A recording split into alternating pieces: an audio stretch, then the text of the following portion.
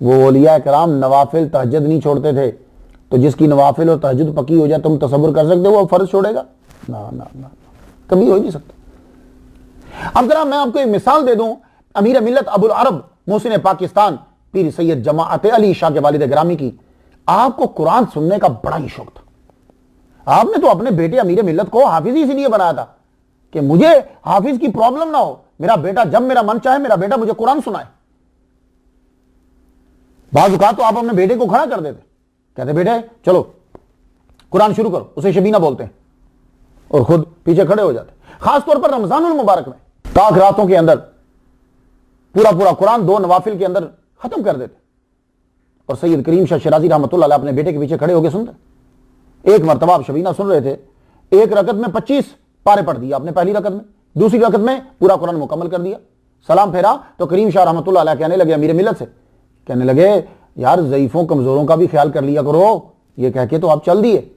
تو امیر ملت ابو العرب آپ پوچھتے ہیں وہاں جو بیٹھے ہوئے تھے بابے اور دوسرے لوگ، بھائی یہ پورے قرآن مجید میں میرے پیچھے کھڑا کون کون ہوا تھا؟ کہنے لگے بھائی آپ کے ابا کے علاوہ کوئی کھڑا نہیں ہوا، اتنی دیر کون کھڑا رہتا؟ سنا کہ خود اکیلے کھڑے تھے، پورا قرآن ضعیفی میں بھی کھڑے ہو کر سنا۔ یہ ہوتی ہے بچے کی تربیت۔ آپ اپنے ابا جی کی وجہ سے کہیں بھی ہوتے تو رمضان المبارک میں پہنچ جایا کرتے تھے کہ میرے ابا جی نے میرے پیچھے تراویح پڑھنا ہے اور میرا قرآن سننا ہے۔ آپ کے والد گرامی مستجاب الدعوات، والد کا اثر ہوتا ہے، والد کی وجہ سے کرم ہوتا ہے۔ امیر ملت ابو العرب محسن پاکستان کے والد گرامی اللہ کے دوست، تو اللہ دوستوں کی کب ٹالتا ہے؟ ایک مثال دیتا ہوں، آپ کے گھر ایک خادمہ تھی، نام اس کا گوہر بی بی، سادوکے کی رہنے والی تھی، خدمت کیا کرتی تھی، شادی اس کی ہو گئی، اولاد کوئی نہیں تھی۔ تو ایک دن آپ نے پوچھ لیا تیرا بچہ ہے؟ کہنے لگی حضور دعا کرو نا اللہ سے کہ اللہ تعالیٰ مجھے بیٹا دے۔ آپ نے سر کو جھکایا، آنکھیں بند فرمائی، موڈ میں تھے، کہنے لگے جا تجھے اللہ تعالیٰ ایک بیٹا عطا فرمائے گا۔ تو اللہ تعالیٰ نے اس کو بیٹا دیا۔ تو ایک روز پھر آپ گزر رہے تو وہ بچہ جو ہے نا وہ گھٹنوں کے بل چل رہا تھا۔ فرمایا تیرا بیٹا ہے؟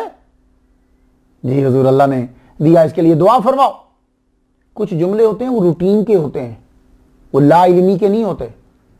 اکثر لوگ جب ہم بات کو بیان کر رہے ہوتے ہیں، اچھا تو ان کو پتا تھا تو پھر انہوں نے پوچھا کیوں تیرا بیٹا ہے؟ اچھا تو پھر اللہ تعالیٰ نے کیوں پوچھا موسیٰ علیہ السلام سے ماتل کا بھی یمین کا یا موسیٰ، اے موسیٰ تیرے دائیں ہاتھ میں کیا ہے؟ سبحان اللہ بھائی، تو پھر اللہ کو بھی غائب نہیں، تو صرف آپ لوگوں کو ہے۔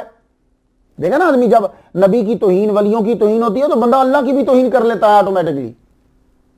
کچھ جملے روٹین کے ہوتے ہیں، ہاں وہ ویسے وہ بولے جاتے ہیں۔ تو ہم نے پوچھا تیرا بیٹا؟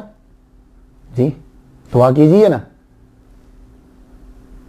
تو اس نے اپنی گودی میں اٹھایا تو آپ اس کو دم کرنے لگے، جیسے بزرگ ہوتے ہیں بچوں کو دم کر دیتے ہیں، تو دم کرتے کرتے فرمانے لگے اس کے 8 بچے ہوں گے، اور وہ 8 کے 8 تیرے سامنے زندہ ہوں گے، تو دیکھے گی۔ تو خوشی سے کہنے لگی مرشد اگر اس کے 8 بچے ہوں گے اور وہ سب میرے سامنے بڑے ہوں گے تو ایک جو ہے وہ میں آپ کی خانقاہ کے لیے وقف کر دوں گی۔ تو اس نے وقف کیا، محمد خان نامی ایک پوتا خانقاہ کے لیے وقف کر دیا۔ لیکن وہ بھی بڑی ذہین تھی، اسی وقت کہنے لگی پیرو مرشد اس کے 8 بچے ہوں گے نا، یہ تو اکیلا ہی رہ گیا۔ تو آپ نے فرمایا جا اللہ تعالیٰ تجھے ایک اور بیٹا جو ہے وہ عطا کرے گا۔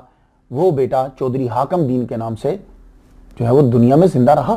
یہ تھے امیر ملت کے ابا حضور کریم شاہ شیرازی رحمۃ اللہ علیہ کا تذکرہ اس لیے میں نے کیا ہے کہ آپ کو معلوم ہو کہ باپ نیک ہو تو اولاد پہ اثر ہوتا ہے۔